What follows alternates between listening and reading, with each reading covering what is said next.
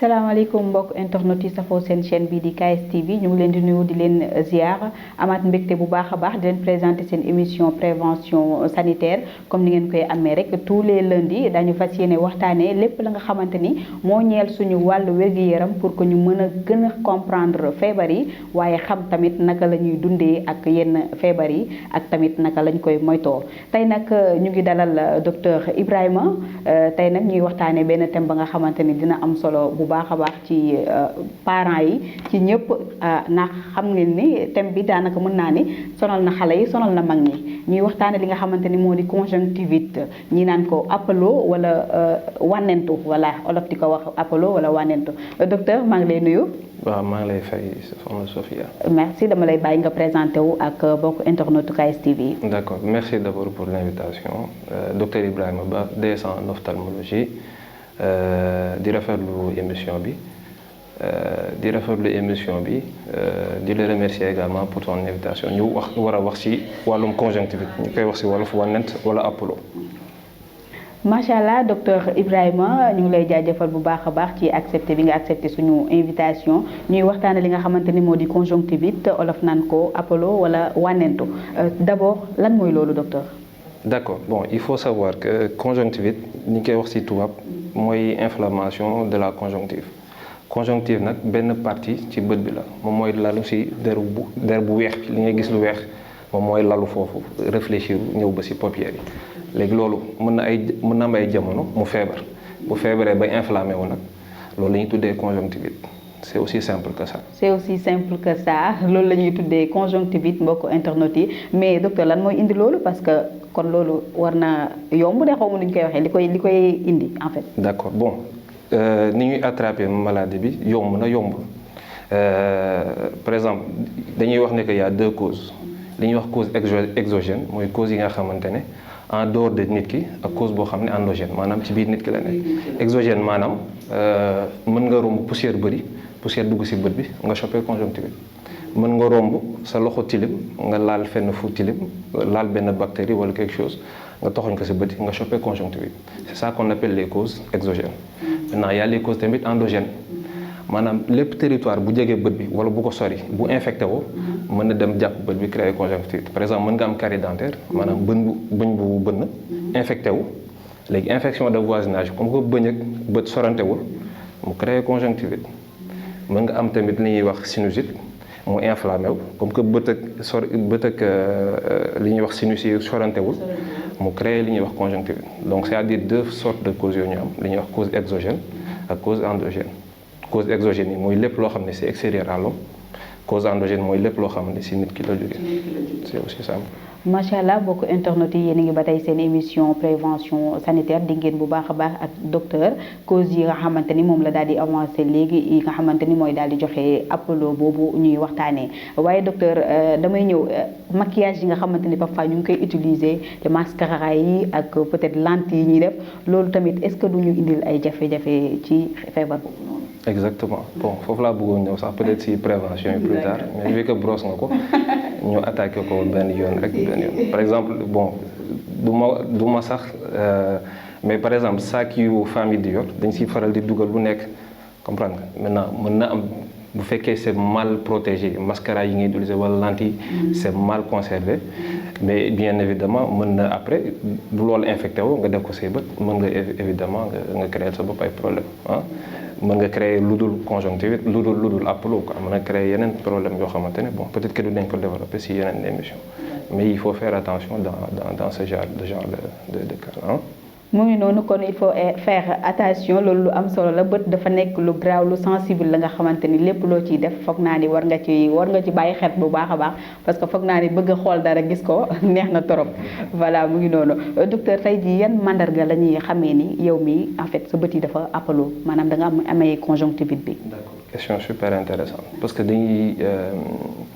dañuy gis par exemple nit ñi ku sa bët xonk rek da nga naan da nga appelo. si tàmm nañ ko di wax moom. mais tout bët bépp bu xonk rek ça veut pas dire que c'est une conjonctivite il y a d'autres maladies yoo xamante ne bët bu xonk la ñuy manifesté wu. donc c'est pas toujours que sa bët bu xonk rek dafa conjonctivite maintenant loolu ci signe la bokkoon ci premier signe la bokk. exactement maintenant bët bi mën na xonk bët bi mën na am laas boo yeew ba laas yi di collé bët yi bët yi mën nañ jooy wala ñu am li ñuy wax ay sécrétion purulente sécrétion bu mel ni xeetu dët comme bët yi mën nañ faral di métti itam mais métit bi sana du bët bi carrément mooy métti mais lii conjonctive bi inflammé bu nez bi sadd looloo tax bët bi nag di métti comprendre c'est essentiellement yooyu ñooy signe maintenant en fonction de causes yi par exemple il y a conjonctivite bactérienne conjonctivite virale ak conjonctivite allergique cause bu si nekk nag ak ni muy manifesté woo bactérienne en général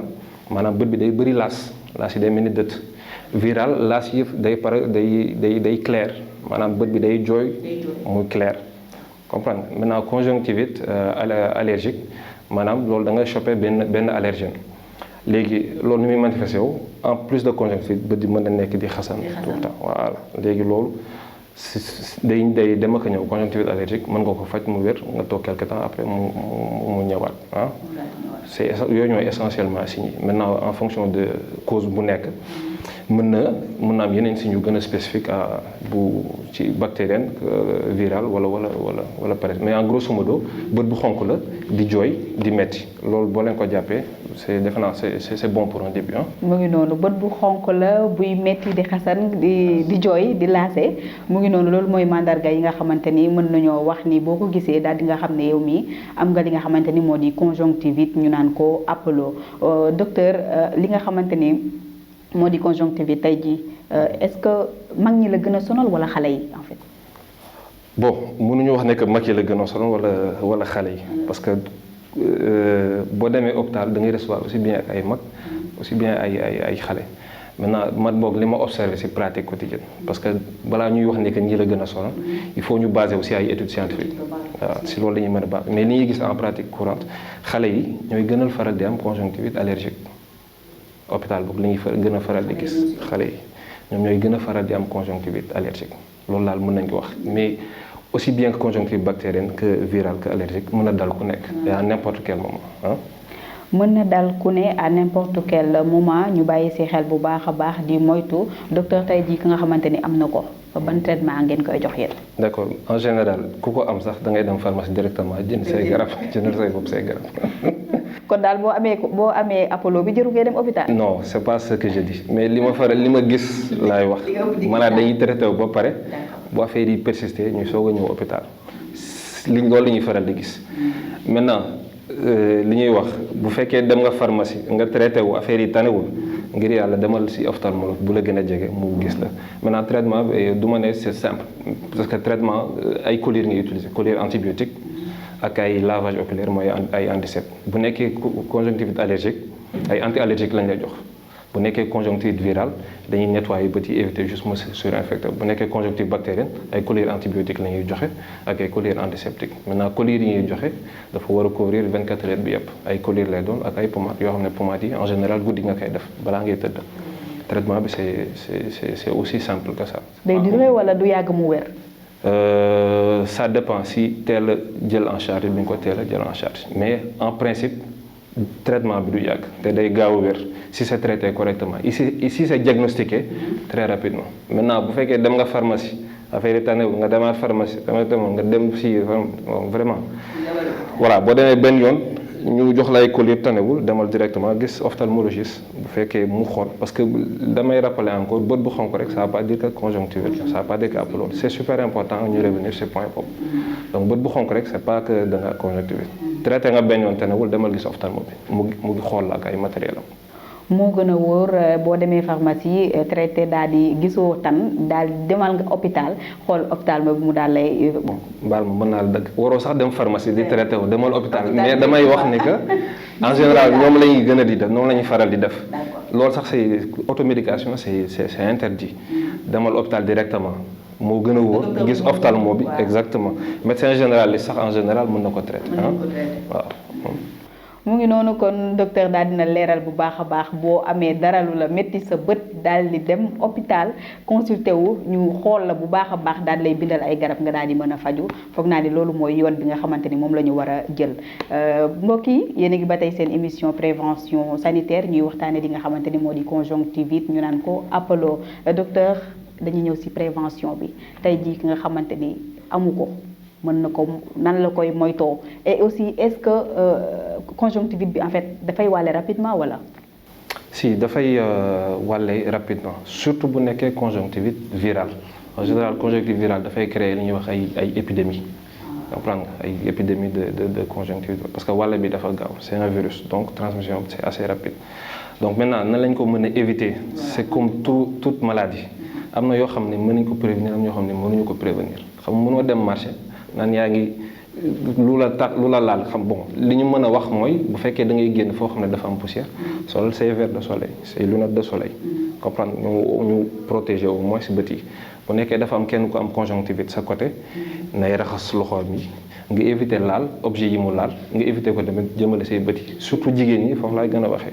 parce que en général mën nga utiliser genre crayon nga wàll ki nga xamante ne utiliser na même crayon bi loolu ça on a déjà vu des patients yoo xamante ne noonu lañ chopé conjonctivite d'accord maintenant li gën a wóor daal mooy ku am conjonctivite raxasal sa loxo ba set balaa nga utiliser say garab boo fekkee nga éviter laal say bët bu nekkee jigéen yi la surtout ñu éviter mooy seen effet personnel yeeg maquillage effet yooyu ñu éviter di ko bokk bu fekkee gis nga kii bu bëri poussière bu bëri wala saxaar yu bëri solo say lunettes juste lunettes de soleil pour éviter choper allergène bi. mu ngi noonu kon pour moytu li nga xamante ni moo di Apollo bi dégg ngeen bu baax ak docteur Ibrahima li nga xamante ni moom la ci daal di wax ñuy set rek waaw waaye bañ di bokkante yenn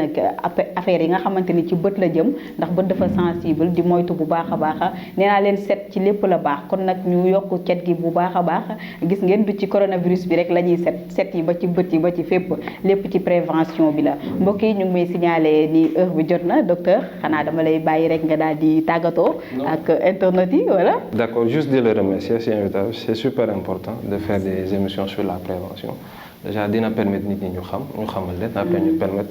xam nañ la ñuy éviter certaines maladies en tout cas je vous remercie pour l'invitation.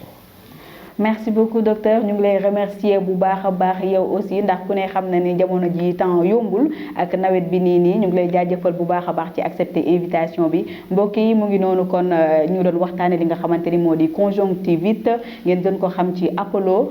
dégg ngeen bu baax nag docteur lem ci wax yépp ñu bàyyi ci xel bu baax a baax yokk moytandiku bu baax a baax yokk tamit cet gi ci loolu xam ngeen ni coronavirus bi fi mu toll nii daanaka sonal nit ñi bu baax a baax docteur yi ñu ngi ci ba sonn ba bëgg a dee xanaa di leen jaajëfal rek di wax rek nit ñi nañu gën a respecté li nga xamante ni moo di mesure barrières yi respecté ko bu baax a baax di sol masque yi raxas loxo yi fépp fooy dem nga moytu bu baax a baax jaajëfal leen mbokk yi jox leen dig daje rek beneen yoon incha allah jàngeen jëf waaye du ma fàtte tamit samay technicien ñoom ñi nga xamante ni ñoo tax ba lépp yemb ba ñu mën leen koo jox jàngeen jëf ba beneen incha allah